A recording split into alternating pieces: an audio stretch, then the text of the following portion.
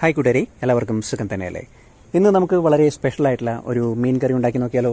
അതും സ്പെഷ്യൽ എന്താണെന്നല്ലേ? ഇന്ന് നമ്മൾ ഉണ്ടാക്കാൻ പോകുന്ന മീനെന്ന് പറഞ്ഞിട്ടുണ്ടെങ്കിൽ കൂരി എന്ന് പറയുന്ന മീനാണ്. അപ്പോൾ കൂരി കഴിച്ച് ശീലിച്ചവർക്കറിയാം കൂരിയുടെ രുചി എന്താണെന്ന്. അപ്പോൾ കൂരി എന്ന് പറയുമ്പോഴത്തേക്കും പലതരത്തിലുള്ള കൂരികളുണ്ട് കേട്ടോ. ഏട്ടക്കൂരിയുണ്ട്, മുട്ടക്കൂരിയുണ്ട്, മഞ്ഞക്കൂരിയുണ്ട്. അങ്ങനെ പലതരത്തിലുള്ള കൂരികളെ നമുക്ക് കാണാനും വാങ്ങാനും ഒക്കെ കിട്ടും. അപ്പോൾ നമ്മൾ എടുത്ത് വെച്ചിട്ടുണ്ടെങ്കിൽ മുട്ടക്കൂരിയാണ്. ഇതിൻ്റെ മുട്ട തന്നെ വളരെ പ്രത്യേകതയുള്ളൊരു മുട്ടയാണത്. കാരണം സാധാരണ മീനിൽ കാണാത്ത പോലെയുള്ളൊരു തരം മുട്ടയാണ്. അപ്പോൾ നമുക്ക് മീനെല്ലാം കഴുകി വൃത്തിയാക്കി നല്ലതുപോലെയൊക്കെ റെഡിയാക്കി ഇവിടെ വെച്ചിട്ടുണ്ട്. പിന്നെ ചുവന്നുള്ളിയുണ്ട്, പച്ചമുളകുണ്ട്, കറിവേപ്പിലയുണ്ട്, ഇഞ്ചിയുണ്ട്, വെളുത്തുള്ളിയുണ്ട്, കടുകുണ്ട്, മുളക് പൊടിയുണ്ട്, കുടംപുളിയുണ്ട്, പിന്നെ ഒരു സവാളയും കുറച്ച് മഞ്ഞപ്പൊടിയും ഉലുവയും കടുകും ഒക്കെ റെഡിയാക്കി ഇവിടെ വെച്ചിട്ടുണ്ട്. ഇനി നമ്മൾ മീൻകറി ഉണ്ടാക്കാൻ പോകുന്നത് മൺചട്ടിയിലാണ്. അപ്പോൾ പൊതുവേ എപ്പോഴും മീൻകറികളൊക്കെ ഉണ്ടാക്കുമ്പോഴത്തേക്കും മൺചട്ടിയിൽ തന്നെ നമ്മൾ ട്രൈ ചെയ്യുക. അതിനുശേഷം നമുക്ക് മൺചട്ടി അടപ്പത്ത് വെച്ച് നല്ലതുപോലെ ഒന്ന് ചൂടായി കഴിയുമ്പോഴത്തേക്കും വെളിച്ചെണ്ണ ഒഴിച്ചു കൊടുക്കാം. അതിലേക്ക് നമുക്ക് കടുകും ഇട്ട് കൊടുക്കാം. കടുകൊക്കെ ഒന്ന് പൊട്ടിയൊക്കെ വരുമ്പോഴത്തേക്കും കുറച്ച് ഉലുവയും ഇട്ട് അതിനുശേഷം കുറച്ച് കറിവേപ്പിലയും പിന്നെ നമ്മൾ ചതച്ച് വെച്ചിരിക്കുന്ന ചുവന്നുള്ളിയും അരിഞ്ഞു വെച്ചിരിക്കുന്ന പച്ചമുളകും വെളുത്തുള്ളിയും ഇഞ്ചിയും ഒക്കെ കൂടി അങ്ങോട്ട് ചേർത്തിട്ട് നല്ല രീതിയിൽ തന്നെ ഒന്ന് വഴറ്റി റെഡിയാക്കി എടുക്കാം. അപ്പോൾ ഇതെല്ലാം കൂടി കിടന്ന് ആ എണ്ണയിൽ കിടന്ന് അങ്ങോട്ട് തിളച്ചങ്ങോട്ട് മൊരിഞ്ഞങ്ങോട്ട് വരുന്നുണ്ട്.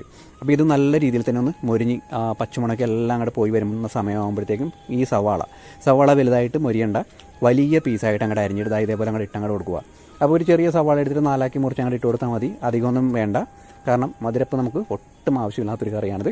സവാള ഇടുമ്പോഴത്തേക്കും പൊതുവേ മധുരപ്പ് ഉണ്ടാകാനുള്ളത് ഒരു ചാൻസ് കൂടുതലാണ്. അപ്പോൾ അതുകൊണ്ട് നമ്മളിതിനെ അധികം വേവിക്കാനൊന്നും പോകുന്നില്ല. സവാളനെ ജസ്റ്റ് ഒന്ന് വഴറ്റുന്നു. പിന്നെ അതിന് ശേഷം മഞ്ഞപ്പൊടി അങ്ങോട്ട് ചേർത്ത് അങ്ങോട്ട് കൊടുക്കുന്നു. ഇനി മഞ്ഞപ്പൊടി എല്ലാം ചേർത്തിട്ട് നല്ല രീതിയിൽ തന്നെ ഒന്ന് വഴറ്റി എടുത്തതിന് ശേഷം നമുക്ക് ബാക്കിയുള്ള കാര്യങ്ങളിലേക്ക് കിടക്കാം. അപ്പോൾ ഇതൊന്ന് നല്ല രീതിയിൽ തന്നെ ഒന്ന് മൊരിഞ്ഞൊക്കെ വന്നിട്ടുണ്ട്.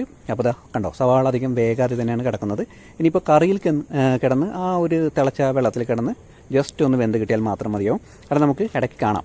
അപ്പോൾ എന്തായാലും ഇനി നമുക്ക് ഈ സമയത്ത് തന്നെ ഉപ്പും കൂടി അങ്ങോട്ട് ചേർത്ത് കൊടുക്കാം. ഇനി ഇതിൻ്റെ ഇടയിൽ കൂടെ കറിക്ക് ഉപ്പ് ചേർക്കേണ്ട ആവശ്യം വരില്ല, കൃത്യമായിട്ട് അളവിൽ ചേർത്ത് കഴിഞ്ഞിട്ടുണ്ടെങ്കിൽ കേട്ടോ. അല്ലെന്നുണ്ടെങ്കിൽ നമുക്ക് ഏറ്റവും അവസാനം ആകുമ്പോഴത്തേക്കും ഒന്ന് നോക്കിയിട്ട് ചാറൊക്കെ ഒന്ന് ടേസ്റ്റ് ചെയ്ത് നോക്കിയിട്ട് നമുക്ക് ഉപ്പ് ചേർത്ത് കൊടുക്കാം. ഇനി നമുക്ക് വേണ്ടതെന്ന് വെച്ചിട്ടുണ്ടെങ്കിൽ മുളക് പൊടിയാണ്. അപ്പോൾ കൂരിക്കറിയൊക്കെ ഉണ്ടാക്കുമ്പോഴത്തേക്കും പൊതുവെയുള്ള കാര്യം എന്ന് വെച്ചിട്ടുണ്ടെങ്കിൽ മുളക് ഇത്തിരി കൂടുതൽ തന്നെ നിൽക്കണം.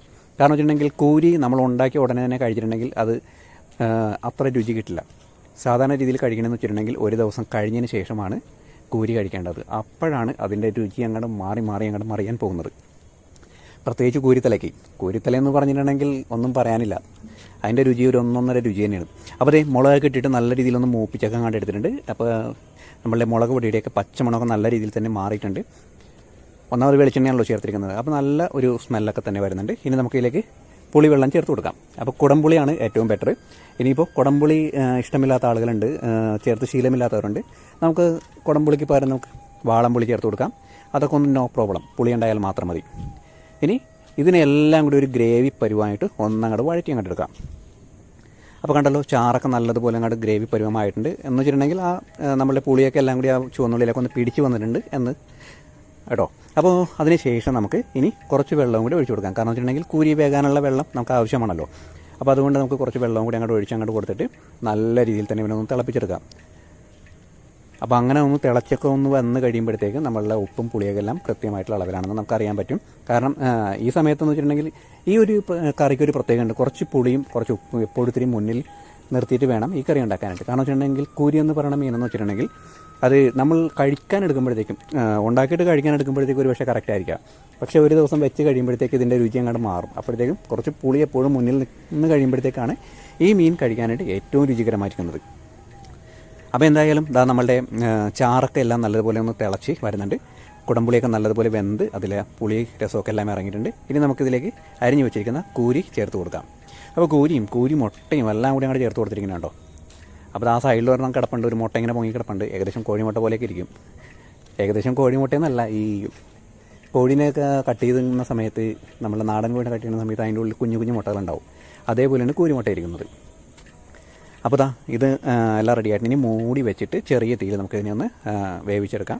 വെന്ത് കഴിയുമ്പോഴത്തേക്കാണ് നമുക്ക് ചാറൊക്കെ ഒന്ന് ഏകദേശം നമുക്ക് പറ്റാവുന്ന അത്രത്തോളം ഒന്ന് കുറുക്കിയെടുക്കണം. പിന്നെ കൂരി വേകാനായിട്ടുള്ള വെള്ളം കൂടി ചേർത്ത് കൊടുക്കണം കേട്ടോ. അല്ലാതെ ചെറിയ വെള്ളം ഒഴിച്ചിട്ട് നമ്മൾ സാധാരണ പെട്ടെന്ന് ഉണ്ടാക്കുന്ന മീൻ കറി പോലെയൊക്കെ ഉണ്ടാക്കിയിട്ടുണ്ടെങ്കിൽ ഈ കൂരി വേവില്ല. കാരണം ഇതിൻ്റെ തലയൊക്കെ എന്ന് വെച്ചിട്ടുണ്ടെങ്കിൽ ഇത്തിരി ഹാർഡാണ്. അപ്പോൾ അതൊക്കെ വെന്ത് അതിലുള്ള കാര്യങ്ങളൊക്കെ എല്ലാം നല്ല രീതിയിൽ തന്നെ കിട്ടണമെന്നുണ്ടെങ്കിൽ കുറച്ച് സമയം നമ്മൾ എടുത്തിട്ട് തന്നെ ഇതിൽ വേവിക്കണം.